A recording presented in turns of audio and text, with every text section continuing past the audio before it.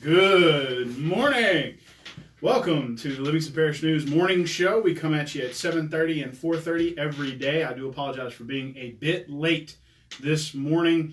Bit of an issue with our network, but we got that solved, and here I be. As you might read in the caption, lots going on today. We're going to try to get through the show as quickly as possible. I read every qualifier yesterday. I might do it again this morning. Stay tuned. Again, my name is McHugh David, publisher and editor of the news. Appreciate you joining us this morning. If you're with us live, thank you for that. If you're watching this or listening to this later, I will say my voice edited sounds very good in smooth baritone. We appreciate that as well. If you do not have time to watch these or listen to these live, hope you're listening if you're driving, we do post them at www.livingstonparishnews.com/podcast. They are free. We have audio and video versions so you can catch back up at any time you wish. At any rate, we do appreciate you joining us. We are on Facebook, Twitter, LinkedIn, YouTube, and Instagram. We post content there at all times. And again, we do appreciate you joining us for this show. Traffic currently, heavy delays, although it is a beautiful morning. Heavy delays on I-12 westbound. Let's get our direction straight here. I-12 westbound heading into Baton Rouge this morning. Heavy delays starting at about Jubin, stretching almost all the way to Airline and really into the 10-12 split. And now that I look at it, you're going to be in and out of delays starting at Jubin all the way to downtown Baton Rouge. 64 looking relatively clear heading into Central. 190 minor delays in Denham Springs heading into the light at 4-H Club Road. Currently 83 degrees. I'm no longer going to tell you what temperature is and what it feels like. It feels like it's 83 degrees outside. It's 83 degrees outside. High of 91, which means probably a high of 101. Low of 76 tonight. As I mentioned yesterday, they upped the chances of rain today to 50%, 40% tomorrow. So big chance of rain there. Want to mention one more time a correction that on our Sunday paper it said $9.2 million for the Kane Market Road emergency repair. That is incorrect. It's $150,000. DOTD sent us the wrong project estimate before, and we went to print. We were able to correct it on the jump, the cost on the jump as well as online, and we ran a correction in Thursday's paper, and we apologize for anybody that had a little bit of consternation over that. The East Baton Rouge or Baton Rouge Metro Police Department deputy sergeant, he is a sergeant, that was shot yesterday or Monday evening. It's Wednesday. Let's start that over. The Baton Rouge Police Department sergeant who was shot Monday evening after responding to a domestic violence call is from Walker. His name is Ralph Walker. According to his wife, Tricia, he is doing well, although the doctors have not given him an estimated time of recovery. So we'll be thinking about Mr. Walker there. There was also a fire yesterday off of Brown Road. Upwards of 6 trucks from Fire Protection District 4 and 5 responded. Didn't get there in time. Building was badly damaged, probably going to have to be replaced. Let's see. The Satsuma exit will be closed beginning today, intermittently over the next few days through the 10th. Please seek alternate routes. There's also going to be intermittent closures on Range Avenue from. If y'all excuse me, I'm having audio problems here. Oh, there we go. Uh-oh. I lost a lot of audio there. That's unfortunate. Anyway, closures on Highway 16 from Fairlane Drive north to Lockhart from the 7th through the 10th as well. So please be on the lookout for that. The Master Plan committee meeting, or had a committee meeting last night. Lots discussed as Mark Harrell, who is the Director of Homeland Security and Emergency Preparedness, visited. The cost of the whole master plan, which could include sewer, which was sent to, or a master plan for sewer, which was sent to the committee after, I guess you could say, was sent to the committee after the ordinance committee had to punt it on a 3-1 vote. According to Harrell, it could be upwards of $1.5 million to do a master plan that includes a base master plan with zoning, a stormwater and drainage master plan, as well as a sewer master plan. Now, Harrell said that he could get $1.5 million, but the parish would have to come up with a 25% match. That's the problem. So the committee now has two tasks before their September meeting. They have to give Mr. Harrell a white paper on what their goals and end game are, so that he can pursue grants. And they will have to talk to Ms. Jennifer Myers, who is the finance director, as well as parish president Leighton Ricks, to see if they have any money in the budget for anything like that. As Mr. Harrell said, the scope will just shrink based on if any money is available in the budget for a match. The bike ped plan meeting was last night.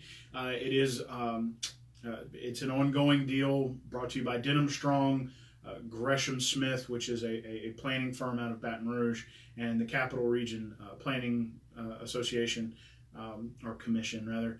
And the idea is for more, is to bring more pedestrian as well as bicycle options, travel options, non-car options to the Denham Springs area.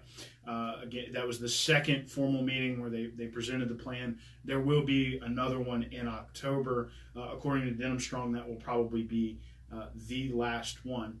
Before we get to qualifying, tomorrow is the parish council. The ordinance committee will be talking about grinder pumps. They'll be looking at Walker's ordinance to discuss those things. Residents of Serene Acres had come to the last meeting on the behest of Councilman Bubba Harris, who represents the area, to discuss the issues they had. Not only, it wasn't necessarily the grinder pumps themselves, and Mr. Harrell messaged me, Mr. Eric Harrell, who was the main speaker at that event. It wasn't necessarily the grinder pumps themselves. To be clear, the grinder pumps, as far as they were okay, but they were improperly inspected and were not up to code to service the houses that are that size, nor was the sewer line itself.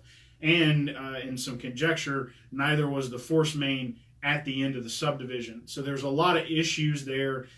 Really, it comes down to proper codes for sizes for areas, as well as proper inspection by parish engineers or engineers that are contracted by the parish to service these areas. So again, that will be coming up tomorrow evening at Ordinance Committee.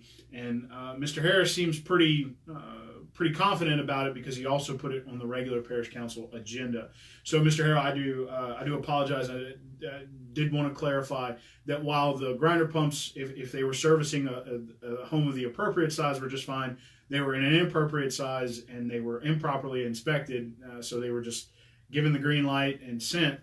So combined with a bad line, or a line that was too small, and combined with conjecture that the force main was also not big enough for the subdivision, there's just a whole lot of issues going on there due to probably either improper ordinances, improper inspections, or both. So we'll be taking a look at that tomorrow. We'll hear more about it in the evening. Let's jump into qualifying. Right, so 41 signed up yesterday to run for 32 public offices, and according to Mr. Kevin Fambro, who was there, the day led off with a pretty stellar leaf blowing incident.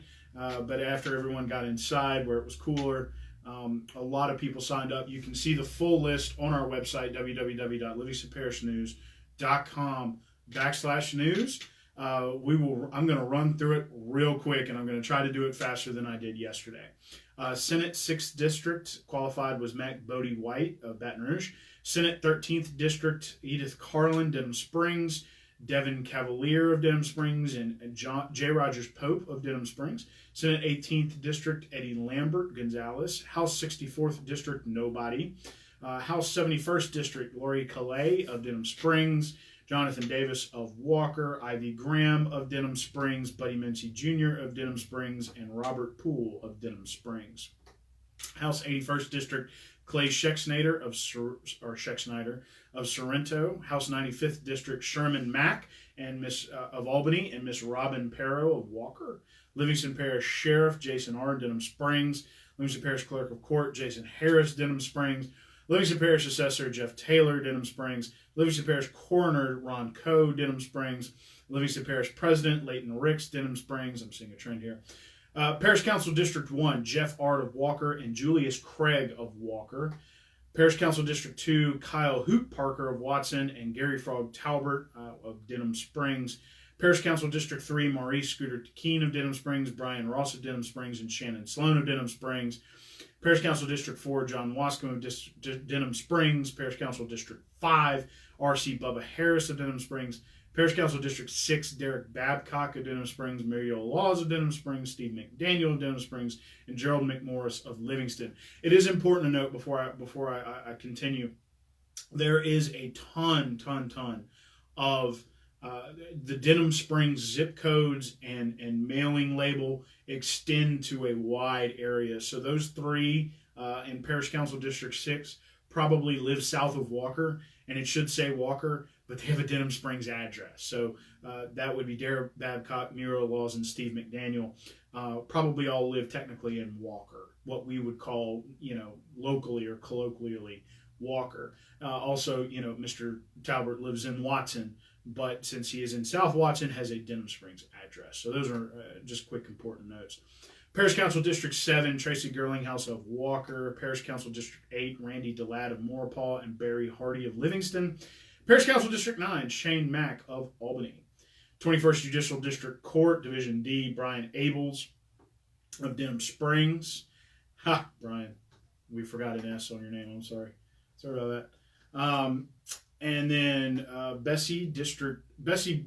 okay, so the Board of Elementary and Secondary Education, District 6, right, is so far one qualifier, Gregory Spears of Springfield.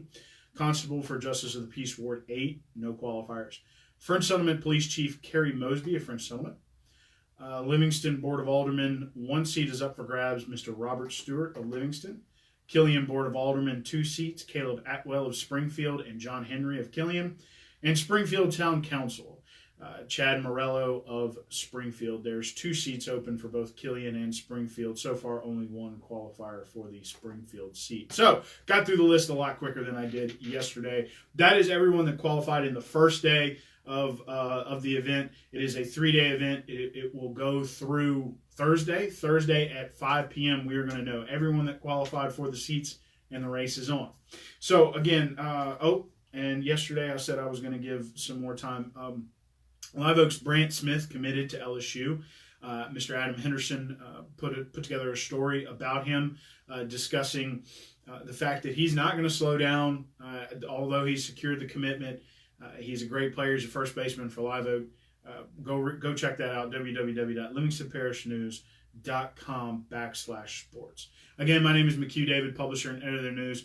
Appreciate y'all joining us this morning. If you watch us live, if you're listening to us later, thank you as well for listening. We will have an updated list of qualifiers this evening for our show, and expect to see some new faces next week. Also want to mention that we will have Mr. Garrett Graves for a podcast, and he'll be on the afternoon show tomorrow, so we'll get to talk to him a little bit about qualifying as well. Again, the news is on Facebook, Twitter, LinkedIn, YouTube, and Instagram. We are also we post these shows as well as our long-form podcast at www.livingstonparishnews.com/podcast. You can check them out there if you missed them and you want to catch back up. Thanks again for joining us. We will see you this afternoon.